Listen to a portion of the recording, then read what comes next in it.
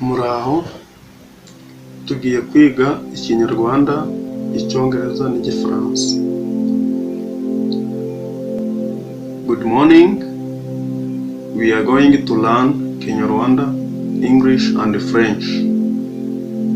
Bonjour. Nous allons étudier le Kinyarwanda, l'anglais et le français. Reka dutangirire ku ndamukanyo. Iyo tuvuze mu Kinyarwanda ngo mwaramutse, mu Cyongereza tuvuga good morning, good morning.